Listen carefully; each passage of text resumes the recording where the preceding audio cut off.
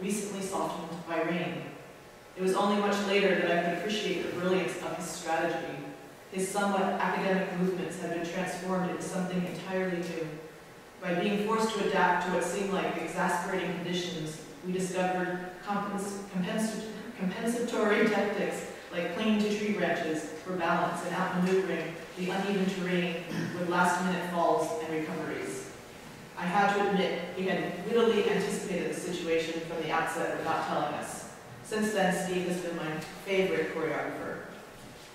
In innumerable interviews and Q&As over the years, I have taken giddy pleasure in asserting that Steve invented walking and I invented running.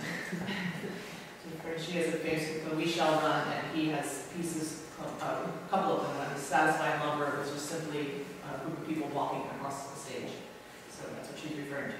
As always, however, Steve took his pedestrian moves to the furthermost limits of the limb, unadorned by music or other audience-ingratiating elements.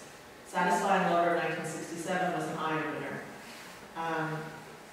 I won't go into all the beautifully perverse and clarifying dances that Steve has created, presented, and collaborated and performed in over the years, like his performance of Flat from 1964 that I've heard those members of the 2002 Parisian audience out of the theater, as Steve took his own sweet time transforming himself into a clothes rack.